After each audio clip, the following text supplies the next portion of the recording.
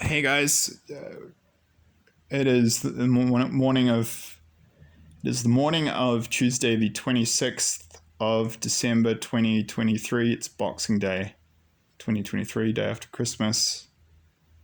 This morning I had what I believe is most likely a prophetic dream. I'm hesitant to say it's a prophetic dream, just as I was about the one I had about Palestine. I can't explain it. I just feel a little unsure and hesitant, partly because it's new for me to be receiving prophetic dreams about events that are actually occurring in real time.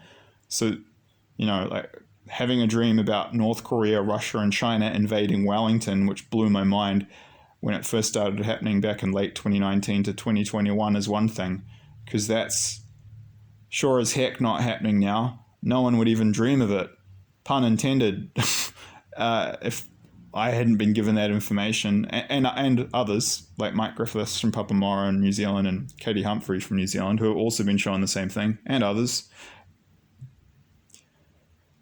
That's one thing, but when you're having dreams about something, a turn of events and a new stage in a war which is currently happening, that feels different. So that's partly why I'm hesitant. But I'll add a bit more and talking about that, and also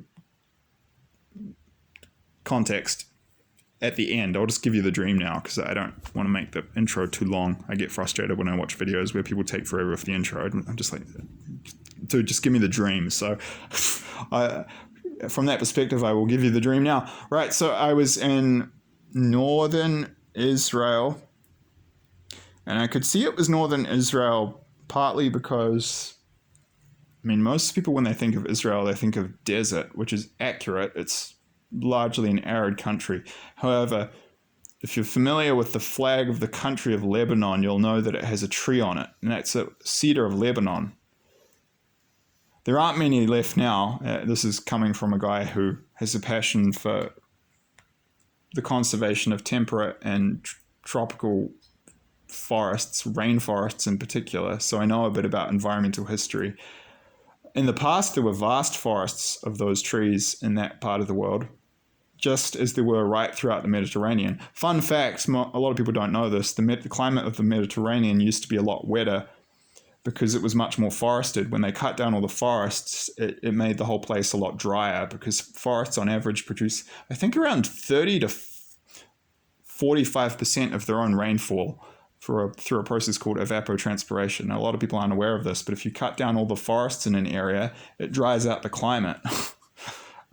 Conversely, if you reforest areas, it can make the climate wetter.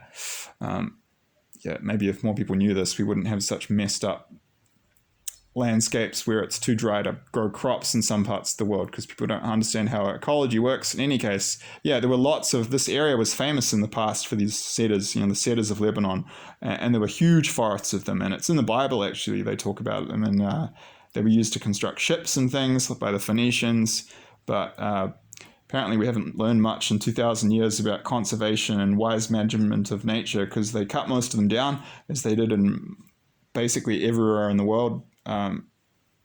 They cut down most of the lowland forests in New Zealand. The only reason New Zealand's got so much forest is because most of the country is mountainous. All the native forest on flat land, it's more than 99% gone.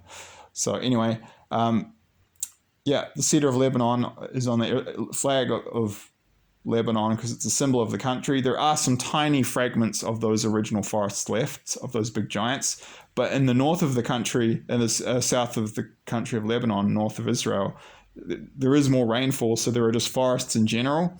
So I could see these forests in the dream in the distance, but I was given a view from a drone, and it was a view as if from one of those simple off-the-counter drones that you can buy at any electronics or hardware store in a major city of a developed country like New Zealand or Australia or the US or France, UK, Spain. And it looked like the sort of view you get from a drone called the company's Digi. It's a Chinese company.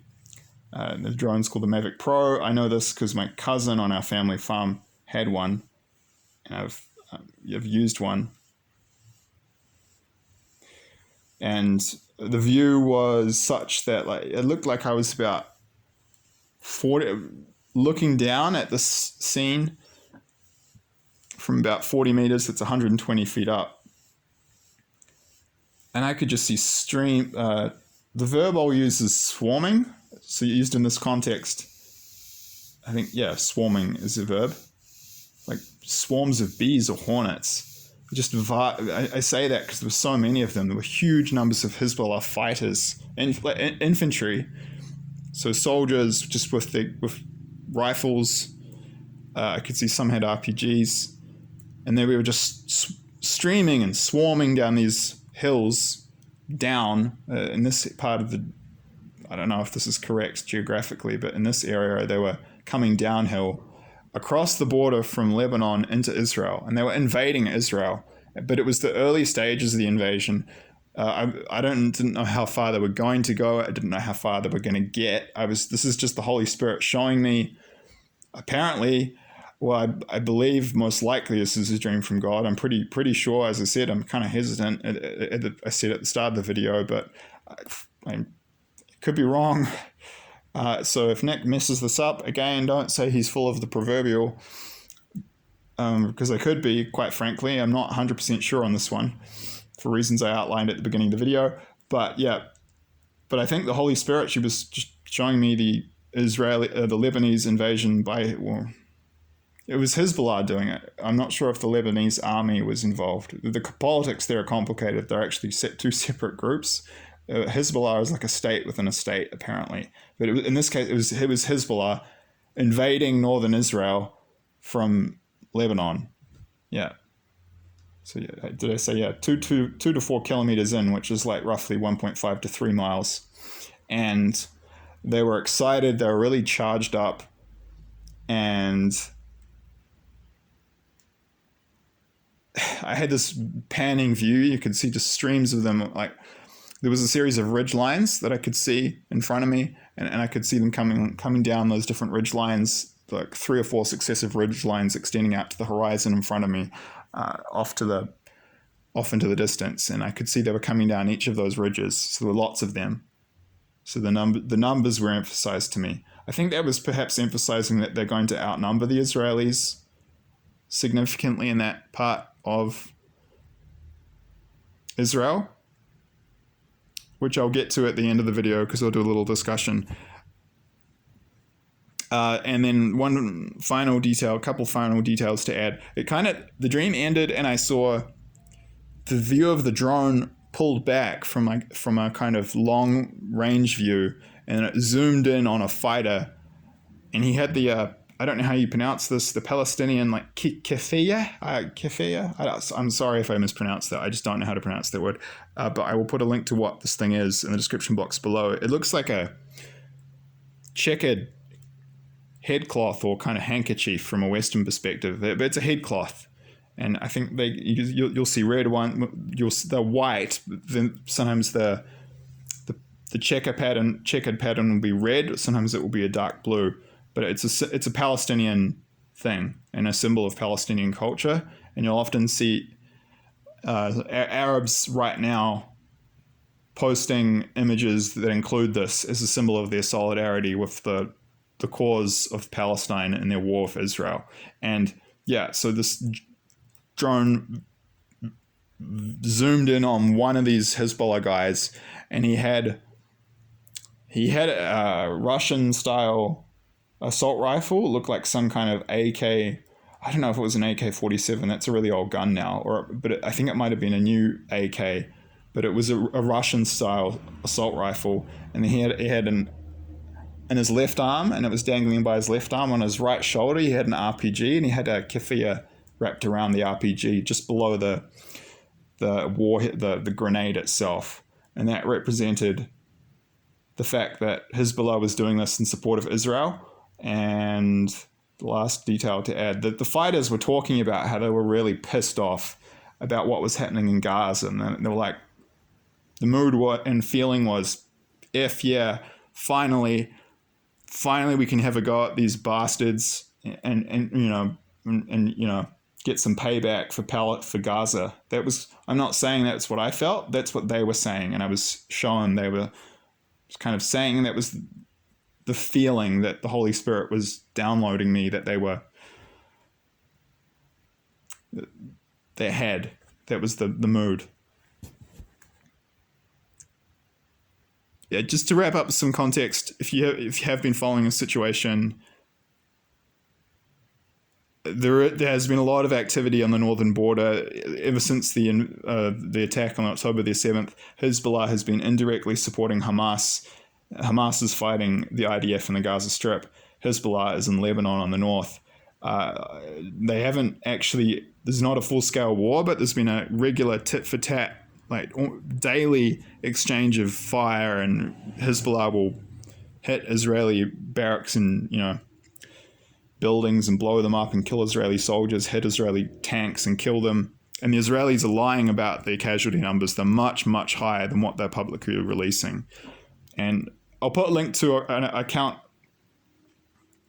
below called War Monitors, which is more from, he's Lebanese, and he's more from that perspective, and he posts regular videos, Hezbollah updates, and you can actually see these attacks taking place. If you want to go have a look at media, some media that covers the other side of this conflict. But recently, and then Israel would respond with artillery barrages, with airstrikes, missile strikes of their own, and this tit for tat has been actually increasing to the point where it's like 10 or 20, Hezbollah will attack Israel 10 or 20 times a day. So there's increasing concern that this will turn into a war. So it would actually make sense that what I believe is most likely a prophetic dream is prophetic. Only time will tell. If I get this wrong, don't say Nick is full of the proverbial, because quite frankly, I think I could be full of the proverbial. I could be. I'm just not that sure on this one. Just like I wasn't about the Palestine one, just because it's happening in real time. I can't explain it. I just don't feel 100% confident. But most likely, I think it is. I think it is prophetic, and I think it is from God. But I'm not sure. So I'm not saying I believe it is, because I don't. I think it is most likely. I think most likely it will happen. Time will tell. Final note. Someone else has actually had a prophetic dream about this, and they were shown Hezbollah invading Israel, and I'll link you to that dream in the description box below. But, God, you don't actually. Only God does, so time will tell. We'll see what happens.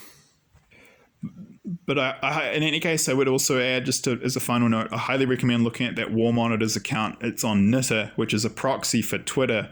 You actually have to have a Twitter account and be able to log in to view all the tweets of someone's Twitter account. But using this proxy, Twitter, you can view all the tweets, and you don't have to have a Twitter account. Like, I don't have a Twitter account. Most likely you don't either. So that's why I've given you the Twitter link to this account, not the Twitter link. And it's a safe,